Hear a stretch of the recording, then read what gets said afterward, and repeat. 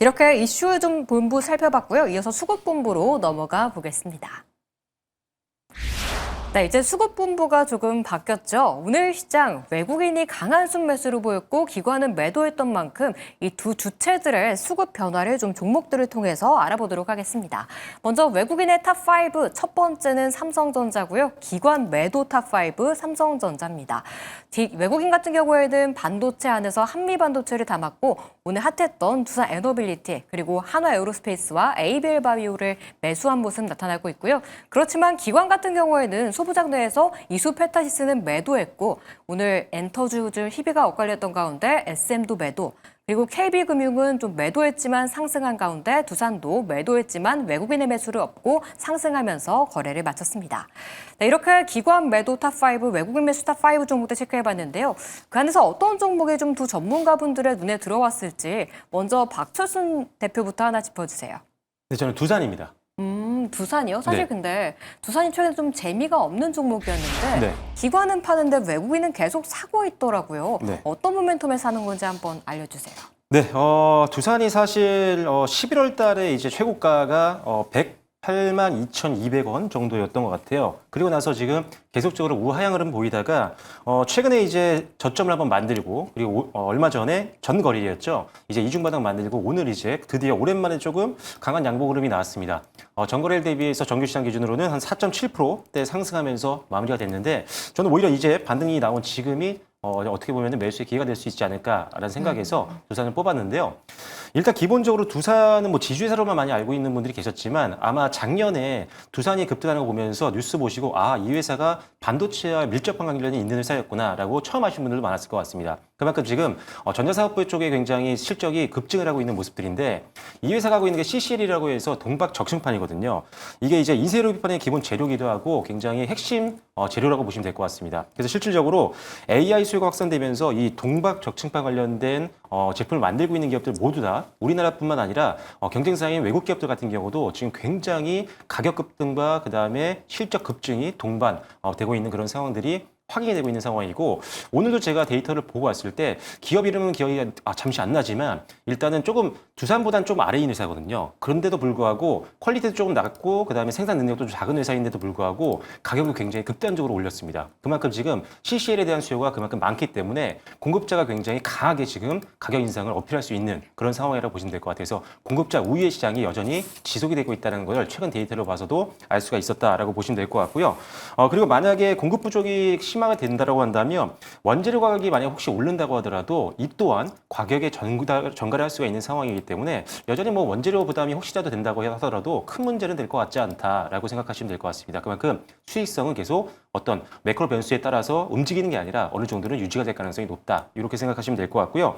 그리고 엔비디아와 굉장히 직접적인 연관이 있는 회사인데 차세대 이제 루빈 관련돼서도 역시나 독보적인 시장 점유율을 차지할 걸로 보고 있는 상태입니다. 그래서 결과적으로는 전자사업부에 속해 있는 CCL 사업 같은 경우 앞으로 올해도 초호황이 지속될 가능성이 높기 때문에 실적 기대하면 좀 가시도 좋겠다라고 말씀드리겠고요. 자, 그다음에 역시나 4분기도 실적 기대하면 굉장히 높습니다.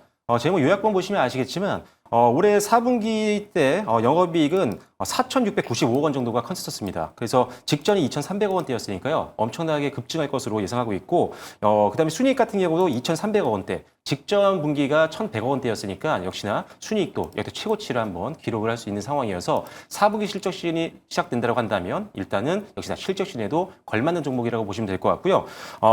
작년 연간 기준으로 봤을 때도 거의 뭐 순이익이 2배 이상 급증하는 종목이기 때문에 뭐 지금 이제 어느 정도 조정이 마무리되고 반등이 되는 구간이라면 가격적인 부담이 별로 없다 이렇게 보시면 될 것 같습니다. 그리고 여기다가 추가적으로는요 두산 로보틱스 지분을 좀 유동화해가지고 자금을 좀 마련했었는데 최근에 이제 SK 실트론 인수 때문에 유상증자하는 거 아니냐 이런 리스크가 있었는데 자체적으로 지분을 계약을 통해서 일단은 자금을 이제 어느 정도 만들어 놓은 상태이기 때문에 유상증자라든지 이런 부분에 대해서는 리스크가 소멸돼서 이제는 오히려 반등에 더 힘이 실릴 수 있는 상황이다라고 보시면 될 것 같습니다. 리스크가 소멸된 구간이기 때문에 이제는 좀 상승룸이 더 뚫렸다라고 좀 말씀을 주셨는데 사실 가지고 계신 분들 같은 경우에는 100만 원 선에서 좀 내려와 버려서 아쉬운 구간이기도 하거든요. 지금 구간에서는 어떤 대응 전략이 필요할까요? 네, 저는 뭐 신규 매수 관점이라든지 또는 보유자 같은 분들도 지금은 뭐 충분히 보유자분들은 홀딩, 신규 매수도 할 수 있는 구간이라고 생각이 됩니다. 그래서 저는 이 종목이라면 올해 뭐 상반기 정도를 좀 보시면서 여유 자금이라고 하신다면 최고가까지도 돌아볼 수 있는 종목이라고 생각되는데요. 그래서 저는 일단은 목표가는 100만 원 정도 선으로 말씀을 드리도록 하겠고, 손절 라인은 전저점보다 조금 아래로 잡아야 될 것 같습니다. 70만 원 정도 선 무너지지 않는다라고 한다면 홀딩 관점 말씀드리도록 하겠습니다. 네, 알겠습니다. 이제는 그러면 기관 매도 종목에서 전략을 세워봤으니까 외국인 매수 종목에서 하나 전략을 세워볼게요. 최영지 PB는 어떤 종목 좀 보셨어요? 저는 앞에서 말씀을 드렸지만 두산 에너빌리티 계속 보고 있고요. 사실 두산 에너빌리티에 대해서 작년 상반기까지만 해도 그렇게 긍정적인 입장은 아니었습니다. 근데 지금 가격적인 메리트도 충분히 있고 모멘텀도 확실한 측면에 있어서 굉장히 긍정적인 요소들이 많다라고 판단을 하거든요. 뭐 이번에 SMR 관련해서도 뭐 두산 에너빌리티 같은 경우에는 관련된 기술 참여도 한 적이 있기 때문에 그런 테마성에 있어서도 강하게 좀 올라갈 가능성이 높다라고 보고 있고, AI 데이터 센터가 이제 확산이 됨에 따라서 전력 수요가 증가하고 있잖아요. 그런 만큼 원자력 부분에 있어서도 굉장히 중요성이 강화가 되고 있는데, 두산 에너빌리티 같은 경우는 뭐 가스터빈이라던가 원전 주 기기와 관련된 전력 생산의 핵심 설비를 만드는 기업이기 때문에 가장 직접적인 수혜가 되지 않을까라고 판단을 하고 있고요. 특히 뭐 작년 말 같은 경우에는 수주가 또 추가적으로 계약이 맺어졌다라는 소식까지도 들려왔죠. 체코 두코바니 원전 5, 6호기 이제 주기기 공급 계약을 체결을 했습니다. 거기다가 지금 뭐 미국이라던가 중동 쪽 가스터빈 해외 수출 계약까지 연이어서 성사가 되고 있는 상황인 만큼 수주 계약에 대한 기대감이 커지고 있는 상황인데, 수주 잔고도 그만큼 또 늘어났습니다. 작년 기준으로 봤을 때 20조 원 수준까지 증가할 것으로 전망이 되는데요. 2024년으로 봤을 때는 15조 8천억 원 정도였습니다. 대략적으로 봤을 때 한 4조에서 5조 정도 증가했다고 볼 수가 있는데, 이런 만큼 수주 잔고도 증가하고 있는 만큼 나중에 이제 장기적으로 봤을 때 실적까지 개선이 될 가능성이 높다라고 판단하고 있고요. 사실 두산 에너빌리티가 그동안에 좀 재무 건전성이 좋지 않은 점에 있어서 아쉬운 점이 네. 많았습니다. 그런데 최근에 신용평가 회사에서 긍정적인 전망을 내놨더라고요. 그러면서 이제 신용 등급 전망에 대해서 좀 상향하는 움직임들이 나오고 있는데, 이번에 나이스 신용평가에서 아예 전망을 안정적에서 긍정적으로 상향을 했더라고요.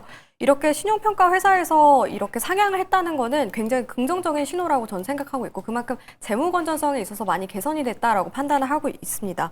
거기에다가 앞서 말씀드렸던 것처럼 수주 잔고가 증가한 만큼 장기적으로 이게 실적에 차곡차곡 반영이 된다면은 이런 실적 모멘텀까지 작용을 하면서 굉장히 긍정적인 흐름이 예상이 되거든요. 작년에 쉬어갔던 가장 큰 원인이 3분기에 어닝 쇼크 때문이었어요. 근데 어닝 쇼크라고 하기에는 조금 애매한 게, 그때 영업이익이 예상치보다 좀 못 나와서 반영이 된 거거든요.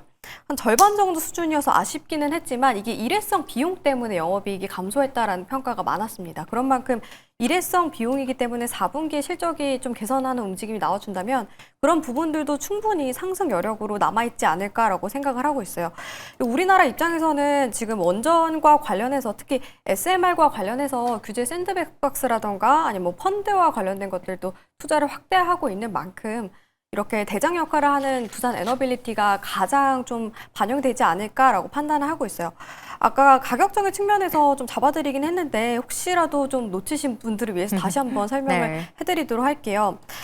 작년에 이제 97,400원까지 찍고 나서 10월 달에 찍고 나서 좀 어닝 쇼크 이후에 주가가 많이 쉬어가는 움직임이었는데, 중장기 이동평균선에서 단단하게 버텨주는 모습이 연출이 됐어요. 그리고 거래량도 적당히 좀 감소하는 모습 보이다가 오늘 이렇게 대량 거래량 발생하면서 주가가 상승하는 모습이었고, 이 구간이 나온다면은 저는 이제 다음 거래일 기준으로 봤을 때 변동성 나오는 구간대 매수 타점 잡아도 충분히 좋을 만한 구간이다 저는 생각을 하고 있거든요. 네. 왜냐면은 적어도 전고점 구간까지는 상방이 열려 있고 거기다가 갭이 띄어진 부분까지 고려해 봤을 때 충분히 상방이 열려 있다라고 판단을 하고 있어요.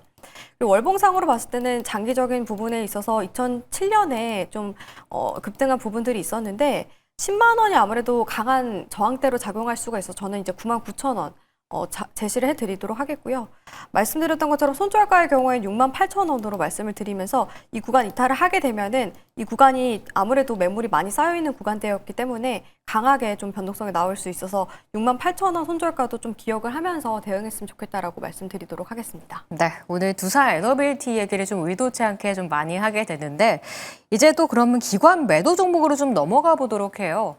SM이 사실 오늘 10%의 좀 급락을 보인 상태거든요. 한한령 해제 기대감이 좀 미뤄졌다라는 뉴스와 함께 약세를 보였는데 박철순 대표의 의견 궁금해요. 사실 이게 지금 SM뿐만이 아니라 지금 엔터주 같은 경우가 지금 12월 달 초반까지도 좀 안 좋았어요. 그러다가 초중반 때부터 시작해서 저점 만들고 반등이 동반 상승하기 시작을 했었는데 역시나 실적 기대감이 오래 있었고요. 그 다음에 추가적으로는 한한령 해제에 대한 기대감이 좀 있었습니다. 그런데 오늘 이제 뉴스 쪽에서 한한령 해제는 좀 더 길어질 수 있다 이런 뉴스가 좀 나왔었죠. 그러다 보니까 일단 오늘 전반적으로 차익 매물이 많이 나왔는데 거기다가 오늘 뭐 반도체라든지 너무 강했던 섹터들이 많기 때문에 종목을 갈아타는 수급도 굉장히 많았다는 거죠. 그런데 결과적으로 저는 지금까지 못 사셨던 분들이라면 조금 일단 신규 매수를 할 수 있는 기회가 왔다라고 생각을 하는데 지금 뭐 SM뿐만 아니라 전반적으로 주요 아티스트 같은 경우는 올해도 작년보다 훨씬 더 많은 일단은 월드 투어라든지 이런 것들이 예정이 되어 있는 상황이고요. 실질적으로 그다음에 신규 아티스트들 같은 경우도 이제 월드 투어를 할 수 있는 정도의 신규 아티스트들이 많다는 겁니다. SM 같은 경우는 뭐 NCT 위시라든지 이런 신규 아티스트들이 이제 월드 투어를 할 수 있는 정도까지 올라온 상황이고요. 기존에 있었던 뭐 에스파라든지 이런 그룹 같은 경우는 이미 월드 투어를 하고 있다 보니까 기존 어떤 아티스트, 고연차 아티스트들의 어떤 실적과 그다음에 저연차 아티스트들의 월드 투어 시작을 통해서 실적이 급증할 수 있는 가능성이 높기 때문에 사실 한한령 해지가 되지 않더라도 충분히 베팅이 가능한 그런 섹터라고 보시면 됩니다. 물론 급락이 나왔기 때문에 신규 매수를 고려하시는 분들이라면 일단 천천히 일단은 저점 만드는 거 보시고 반등 보시면서 천천히 매수를 준비하시면 될 것 같고요. 보유자분들 같은 경우는 만약에 단기적인 작업이라고 하신다면 지금 좀 비중을 줄일 필요는 있겠지만 여유 자금이라고 하신다면은 지금 급락이 나왔을 때 추가 매수를 하셔서 평단을 낮추시기보다는 역시나 반등 나오는 거 보시면서 추가 매수로 대응하시기 좋다. 결과적으로는 고점 충분히 뚫을 수 있는 섹터니까요. SM뿐만 아니라 YG, 그다음 뭐 JYP, 하이브, 그다음에 노머스라든지 이런 기업들까지 묶어서 계속 관심 있게 지켜보시면 좋을 것 같습니다. 엔터주 같은 경우에는 올해에 대한 전망을 좀 긍정적으로 보면서 이젠 담아갈 수 있는 기회가 왔다라고 좀 전략 주셨습니다. 다음은 좀 한화 에어로스페이스 이야기를 해볼게요. 이 지정학적 리스크가 부각되면서 오늘 다시 한번 100만 원 선을 좀 회복해준 자리입니다. 올해 사실 이번에 주말에 좀 뉴스가 터지면서 다시 한번 방산주로 좀 매수세가 쏠리는 것 같거든요. 이 최영지 PB님은 어떻게 보시는지 좀 전략 들어볼게요. 지금 관점에서는 한화 에어로스페이스가 이런 좀 단기적인 이슈에 따라서 상승한 만큼 이 이슈만 보고서 들어가는 건 아닌 것 같다라는 생각을 하고 있어요. 그리고 워낙 작년에 이제 상반기에 조방원이 많이 올라가게 되면서 한화 에어로스페이스도 굉장히 강한 상승 흐름 보였었는데 그런 만큼 가격대도 사실 고가권이기도 합니다.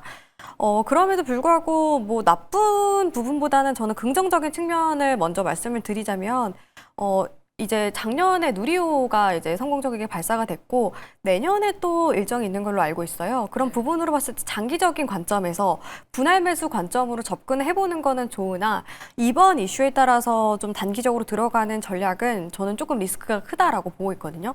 왜냐면은 뭐 어떻게 될지도 아직 모르는 상황이고 지정학적인 리스크는 그 누구도 예측하기가 어렵다고 저는 생각을 하거든요. 산업 업황 보는 것보다 더 어렵다고 생각을 하고 있어요. 그런 만큼 그런 관점에서 들어가신 투자자분들이라면 좀 단기적으로 매도를 하고 나오셨으면 좋겠고 대신에 뭐 누리호라던가 뭐 우주항공과 관련된 일정을 보면서 좀 대응을 하시는 분들이라고 한다면 분할 매수 관점으로 접근해 보시면 좋을 것 같아요. 왜냐면 올해 같은 경우 스페이스X IPO에 관련된 이슈들도 계속해서 부각이 될 가능성이 높은 만큼 우주항공 섹터로도 한화 에어로스페이스가 워낙 대장이기 때문에 그런 관점에서 분할 매수로 접근을 하시고 대신에 좀 장기적으로 내년까지 들고 가는 전략으로 좀 생각해보면 어떨까 이렇게 말씀을 드리도록 하겠습니다. 오히려 이런 단기 테마로는 보지 말고 좀 우주항공이란 모멘텀을 안고 좀 볼 수 있는 종목이다라고 좀 이야기해 주셨네요. 그럼 마지막으로 여기서 한미반도체 이야기를 좀 해볼까 하는데 최영지 PB님께 좀 질문을 드려볼게요. 아까 소부장 내에서 시스템이다 좀 파운드리 쪽은 아직이다라고 좀 말씀을 주셨는데 그래도 장비 안에서 TC본더 한미반도체는 실적이 좀 찍히는 섹터잖아요. 오늘 오랜만에 좀 양봉을 뿜어준 것으로 보이는데 이제 신규 진입하기에는 살짝 늦은 걸까요? 사실 차트적인 관점에서는 아직 지금 접근해봐도 좋겠다라고 생각을 하고 있고요. 오늘 한미반도체가 상승한 원인을 보니까 뭐 우주항공과 관련해서도 좀 엮이면서 주가가 상승을 한 걸로 보입니다. 거기다가 한미반도체는 뭐 실적도 개선되는 부분에 있어서 긍정적이라고 생각을 하고 있는데 다만 좀 차트적인 관점에서 말씀을 드리자면 오늘 대량 거래량과 함께 갭 상승을 하면서 좀 주가가 상승을 했어요. 근데 이런 구간이 딱 나오고 거기에다가 전고점 구간을 돌파를 했을 때 이 구간대가 저항대로 작용을 하면서 여기서 변동성이 나올 가능성이 높거든요. 그래서 지금 관점에서 내일 이제 변동성 나올 때 접근을 해봐도 좋을 것 같고 다만 손절가의 경우 이 구간을 잡는 게 좋을 것 같아요. 15만 4천 원 구간대인데 갭 상승을 한 구간대입니다. 갭이 딱 띄어진 구간대. 왜냐하면 이 구간 이탈을 하게 되면은 이 갭이 있는 구간을 메우면서 좀 매물이 없잖아요, 이 구간대. 네. 그만큼 변동성이 크고 강하게 좀 하락할 가능성이 높거든요. 그래서 그런 단기적인 접근에서 좀 대응해 보시면 어떨까라고 생각을 하고 있고요. 뭐 차트적인 측면이나 지금 오늘 같은 경우 뭐 우주항공 테마까지 엮인 부분에 있어서는 매력적인 부분이 많다라고 생각이 들어서 지금 구간에서 잡아보는 것도 좋겠다라고도 말씀을 드리도록 하겠습니다. 본업뿐 아니라 우주항공 모멘텀까지 붙은 점은 참 긍정적이지만 그래도 가격 전략을 봤을 때 15만 4천 원 선을 잘 하단선으로 잡고 좀 트라이를 해보시는 게 좋을 것 같습니다. 네, 이렇게 오늘 시장에 대한 수급과 이슈에 대한 이야기 나눠봤고요. 두 분은 여기서 좀 인사드리도록 하겠습니다. 이어지는 매경 주식리그에서는 주식남과 주식녀의 팀별 수익리그 그리고 내일장 탑픽 종목까지 확인해 보도록 하겠습니다.